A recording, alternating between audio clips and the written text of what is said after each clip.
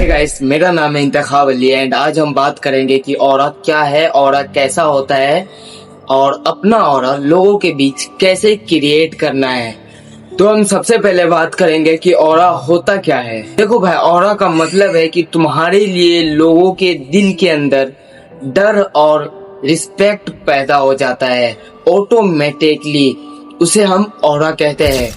लेकिन ऑरा होता क्या है, एग्जाम्पल के तौर पर मैं बताता हूँ। मान लो कि तुम्हारे सामने कोई लड़का है जो लड़ाई कर रहा है एंड गाली गलौज से बात कर रहा है किसी सामने वाले से, एंड जब तुम उसे आवाज देते हो कि इधर आ, वो तुम्हारे एक आवाज पर भागते हुए चले आता है। एंड जैसे ही तुम्हारे पास वो आएगा, उसका बॉडी लैंग्वेज एंड उसका बोलने का तरीका, उसका सुनने का तरीका, हर एक चीज चेंज हो जाता है।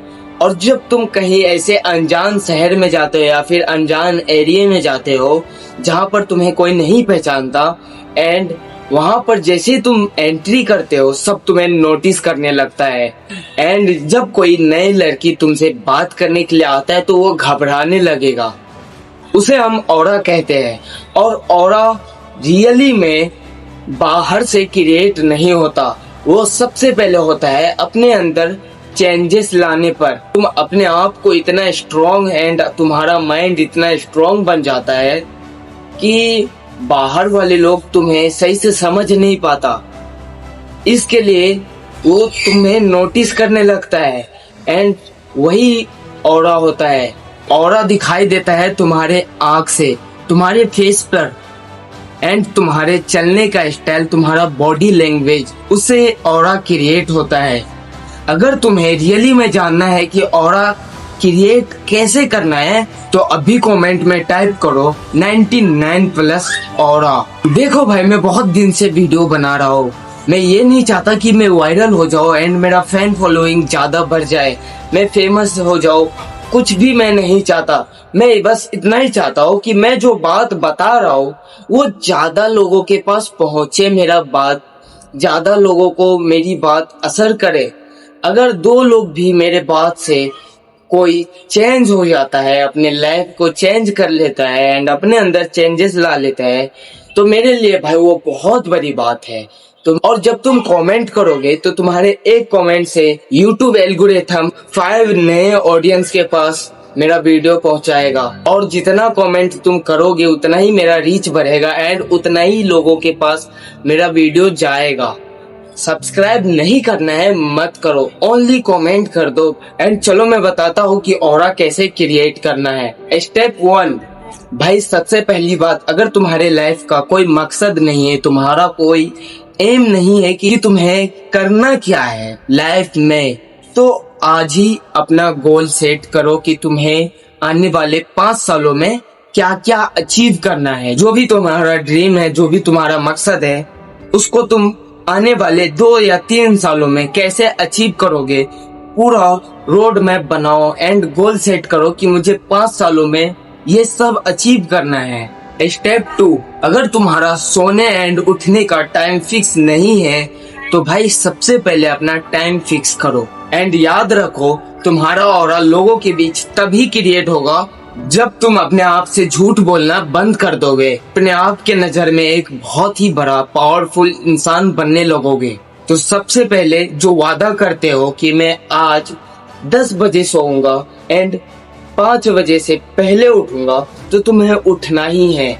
आज नहीं होता है तो कल कोशिश करो, ये देखो कि मेरे से कल क्यों नहीं हुआ, तो उसे देखो कि क्यों नहीं हुआ, कौन सा गलती मैंने कर दिया जो मैं सुबह में नहीं उठ पाया।